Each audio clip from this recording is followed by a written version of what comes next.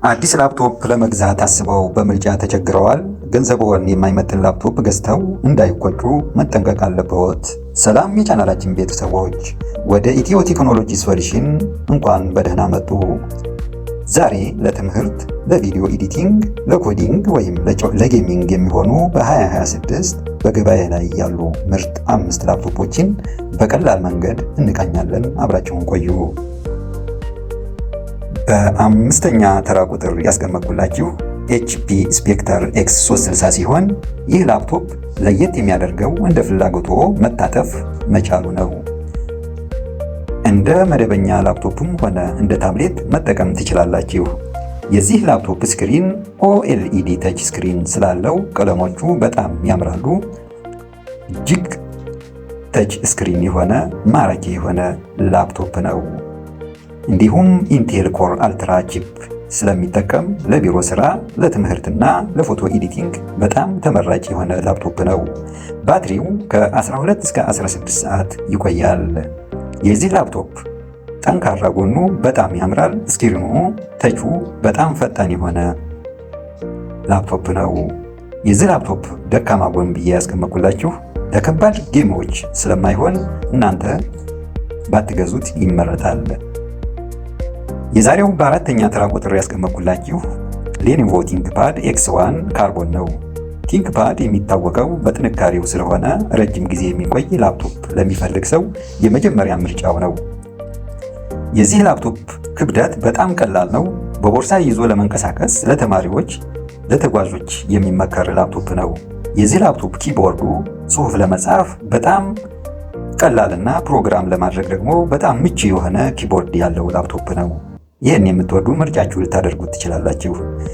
በዛሬው በሶስተኛ ተራ ቁጥር ያስቀመጥኩላችሁ የላፕቶፕ አይነት ዴል XPS 14 ሲሆን ዴል XPS 14 ውበቱና ጥንካሬው በጣም የሚያምር ላፕቶፕ ነው። የዚህ ላፕቶፕ ስክሪን እጅግ ግልጽ የሆነና 4K OLED ስክሪን የሚጠቀም ስለሆነ በጣም ተመራጭ የሆነ ላፕቶፕ ነው። የዚህ ላፕቶፕ አቅም ለቪዲዮ ኤዲቲንግ፣ ለፎቶሾፕ እና ለፕሮግራሚንግ በጣም ፈጣን ስለሆነ ምርጫችሁ ልታደርጉት ትችላላችሁ። በተለይ ባትሪው ሙሉ ቀን ያለ ስጋት መጠቀም ትችላላችሁ። በተራ ቁጥር 2 ደግሞ ያስቀመጥኩላችሁ አሰስ ሮግ ዛይፎረስ G16 ሲሆን ይህ ላፕቶፕ ጌሚንግ ለምትወዱ ወይም ከባድ የ3D ስራዎችን ለምትሰሩ አንደኛ ምርጫችሁ ሊሆን ይችላል። የዚህ ላፕቶፕ ግራፊክሱ NVIDIA RTX ካርድ ስላለው የትኛውንም ከባድ ጨዋታ ያለመቆራረጥ ልትጠቀሙበት ትችላላችሁ።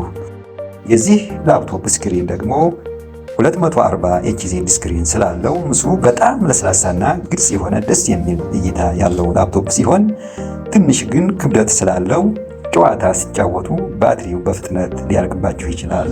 ስለዚህ ጌም መጫወት ለምትፈልጉ ሰዎች በጣም ተመራጭ የሆነ ላፕቶፕ ነው። የዚህ ላፕቶፕ ትንሽ ከበድ የሚለው ጨዋታ ሲጫወቱ ባትሪው በፍጥነት ሊያልቅባችሁ ይችላል።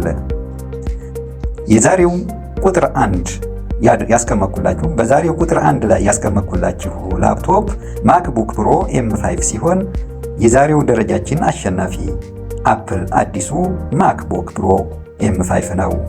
የዚህ ላፕቶፕ ቺፕ M5 እጅግ በጣም ፈጣን ነው። 4K እና 8K ቪዲዮዎችን ለመስራት ለAI ስራዎችና ለፕሮግራሚንግ ምንም አይነት መዘግየት የሌለው ምርጥ ላፕቶፕ ነው እና ባትሪው ከ20 ሰዓት በላይ ስለሚቆይ አይሞቅም፣ ድምፁም አያወጣም። በተለይ ከፍተኛ ስራ የምትሰሩና በጣም ፕሮግራሚንግ ላይ ስራ የበዛባችሁ ሰዎች፣ የምታበዙ ሰዎች ፕሮግራሚንግ መጠቀምና በትክክል ስራችሁን በፍጥነት ማካሄድ ለምትፈልጉ ሰዎች የዚህ ላፕቶፕ ምርጫችሁን ልታደርጉ ትችላላችሁ። በአጭሩ ለመምረጥ እንግዲህ ተማሪዎች ከሆናችሁ ዴል XPS 14 ወይም ቲንክፓድ Xን ካርቦንን እነዚህ ሁለቱ ላፕቶፖች ለተማሪዎች ምርጫ ልታደርጉ ትችላላችሁ። እንዲሁም ቪዲዮ ኤዲተሮች ከሆናችሁ ደግሞ ማክቡክ ፕሮ M5ን ምርጫችሁ አድርጉ።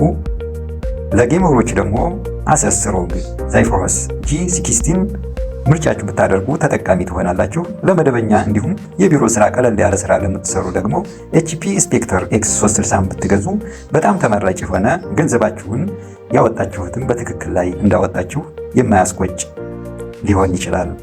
ይህ የዛሬው ቪዲዮአችን ሲሆን እናንተ የትኛውን ላፕቶፕ ወደዳችሁት? ከታች ኮሜንት ላይ ጻፉልኝ። ቪዲዮ ከተመቻችሁ ላይክ ማድረጋችሁን አትርሱ። ሰላም ጤና ይስጥልን።